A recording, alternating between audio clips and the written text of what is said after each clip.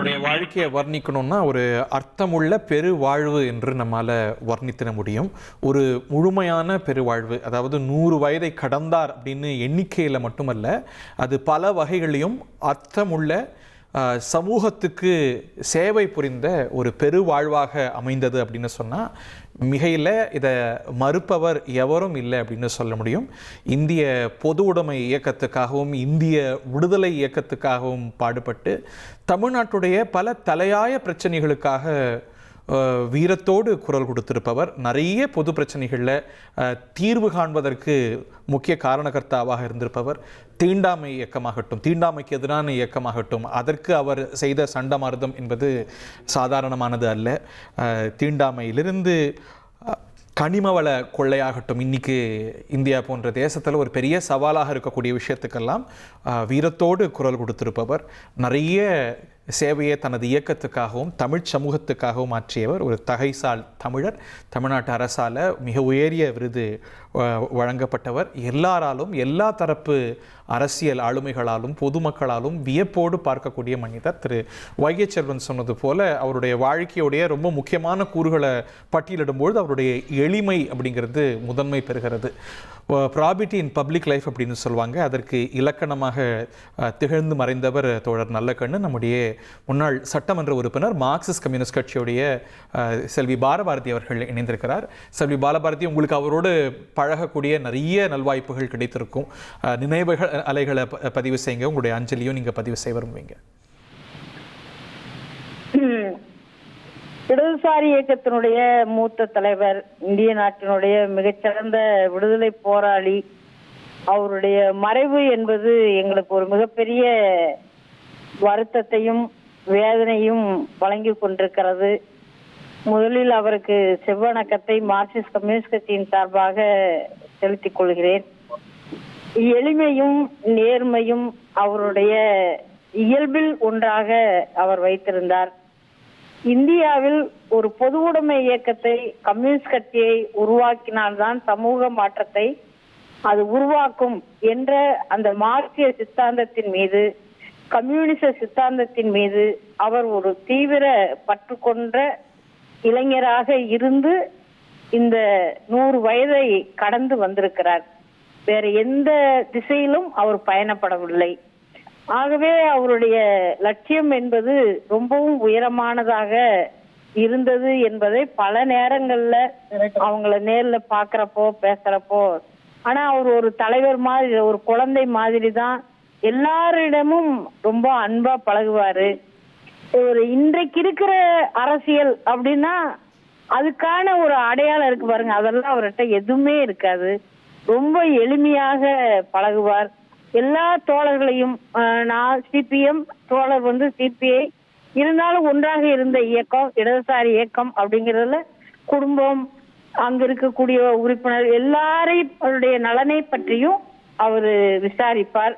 வேற எதுவுமையும் பேச மாட்டார். அதாவது வம்பு தும்பு அப்படி எதுவும் பேச மாட்டாரு. அரசியல், இன்னைக்கு இந்தியாவினுடைய சூழல், இதை பற்றி பேசுவார். பெண்கள் இயக்கத்துக்கு வரணுங்கிறத ரொம்ப வலியுறுத்துவார். அதுதான் தோழர் நல்லகன் அவர்கள் பெண்களை ரொம்ப நம்ம அரசியல் இயக்கத்திற்கு கொண்டு வரணும், கம்யூனிஸ்ட் இயக்கத்திற்கு கொண்டு வர வேண்டும் என்பதுல ரொம்ப அழுத்தமான கருத்து. நான் எழுதின கவிதைகளை கூட படிச்சுட்டு நேர்ல பாக்குறப்ப படிச்சோமா அப்படின்னு சொல்லி அந்த கருத்துக்களை ரொம்ப மகிழ்ச்சியா பகிர்ந்துட்டாங்க. அப்படி வித்தியாசம் இல்லாமல், ஒரு வயது வித்தியாசம் இல்லாமல் பழகக்கூடியவர் அப்படிங்கிறதுல ஒரு முன்மாதிரியான தலைவராக இருந்தார். அவரை இழந்ததுங்கிறது ஒரு பெரிய இழப்பு.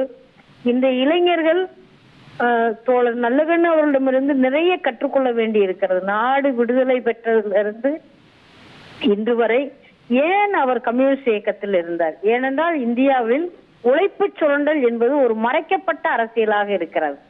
சமத்துவம் என்பது வெறுமனே பேச்சாக இருக்கிறது. இவை மாற்றப்பட வேண்டும் என்பதற்கு தான் நல்லக்கண்ணு போன்றவர்கள் இந்த பொதுவுடைமை இயக்கத்தில் இத்தனை ஆண்டு காலம் நேர் வழியில் வந்திருக்கிறார்கள்.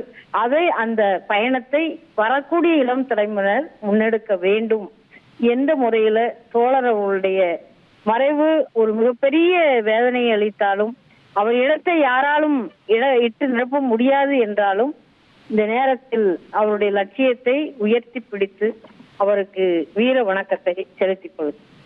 அவரை பற்றி பேசுகிறவங்க அவருடைய எளிமை, நேர்மை, இந்த ப்ராபிட்டி இன் பப்ளிக் லைஃப்னு சொல்லுவாங்களே, பொது வாழ்க்கையில் தூய்மை, இதை வலியுறுத்துவது போலவே அவருடைய வாசிப்பையும் ஸ்லாயித்து சொல்கிறத கேட்குறோம். நீங்களும் சொல்கிறீங்க உங்களுடைய எழுத்துக்கள், உங்களுடைய கவிதைகளை அவர் ஸ்லாயித்து சொல்வார்னு. மேனாள் அமைச்சர் வைகை செல்வனும் அதான் சொன்னார்.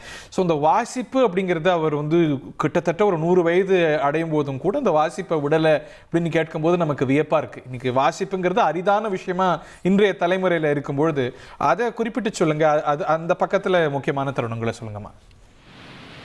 அவர் வாசிப்பினுடைய முக்கியத்துவத்துல மார்க்சிய நூல்கள் மட்டுமல்ல, இந்திய நாட்டினுடைய வரலாறு, உலக அளவிலான பொருளாதார நிலைமைகள், இப்படி எல்லாவற்றையும் நூல்கள் வாசிப்பது அப்படிங்கிறதுல இருந்துதான் ஒரு கம்யூனிஸ்ட் அவருடைய சிந்தனைகள் புதுப்பித்து கொண்டே இருக்க வேண்டும். அப்போ தோழர் நல்லக்கண்ணு அவர்கள் அந்த வாசிப்புல எவ்வளவுக்கு எவ்வளவு ஒரு கம்யூனிஸ்ட் மார்க்சிஸ்ட் வாசிக்கிறார்களோ, அது வாசிப்பு மட்டுமல்ல, அதனுடைய அனுபவங்கள், அது சொல்ற விஷயம் சரிதானா அப்படிங்கிறதே பொருத்தி பார்க்க வேண்டி இருக்கு. ஆகவே தோழர் நல்லக்கண்ணு அவர்கள் அத்தனை ஒரு ஆழமான வாசிப்பு, அந்த வாசித்த நூல்களினுடைய அனுபவங்களை மார்க்சியத்தோடு ஒப்பிடுவது, அது நாம வாழக்கூடிய சமூகத்தில் எந்த அளவுக்கு இருக்கு, என்ன அரசியல் பயணப்பட்டு கொண்டிருக்கு, இவைகள் எல்லாம் உள்ளடக்கிய ஒரு வாசிப்பு. அதுதான் தோழர் நல்லக்கண்ணு ஐயா அவர்களிடம் அதுதான் இருந்தது. அதுதான் ஒரு தொடர் வாசிப்புல இருந்தார். கம்யூனிஸ்டுகளுக்கு அது மிக மிக தேவையும் கூட. எல்லா நூல்களையும் வாசிப்பதல்ல, மார்க்சிய நூல்கள் மட்டுமல்ல, இன்றைக்கு இந்த சமூகத்தில் என்னென்ன பிரச்சனைகள் இருக்கிறதோ அதன் மீதான வாசிப்பை கூர்மையாக தோழர் நல்லக்கண்ணு அவர்கள் செலுத்தினார். ஆகவேதான் அவருடைய வாழ்க்கையில நேர்மை, எளிமை, கம்யூனிஸ்டின் மீதான ஒரு ஒரு இறுக்கமான உருக்கமான பற்று. உலக அளவுக்கு கம்யூனிஸ்டே இல்ல அப்படின்னு முதலாளித்துவ நாடுகள் பேசின காலகட்டத்துல கூட இன்னைக்கு அதன் மீதான ஒரு பற்றை, உறுதியை கொண்டிருக்க வேண்டும் என்றால் அது ஆழமான வாசிப்பு. என்னால் நிச்சயமாக முடியும், இந்த தத்துவம் என்றைக்கும் மாறாது அப்படிங்கிறதுல அவர் கொண்டிருந்த அந்த வாசிப்பு தான் அந்த உறுதியை அவருக்கு கொடுத்தது. அதுதான் சிறையினுடைய சித்திரவதைகளை தாங்க வைத்தது நான் பாக்குறேன். அதுதான் நம்மளை போன்றவர்கள்ட்ட எளிமையாக பழகுவது, அன்பு காட்டுவது அப்படிங்கிறதுல அவருடைய சிந்தனையை, அவருடைய உணர்வுகளை, அவருடைய மார்க்சிய அறிவை மிகப்பெரிய அளவுக்கு அது கொண்டு கூர்மையாக்குனது அவருடைய வாசிப்பு தான். அதை நாம ஒரு கல்வியாக நாம அவர்கிட்ட இருந்து கற்றுக்கிறோம்.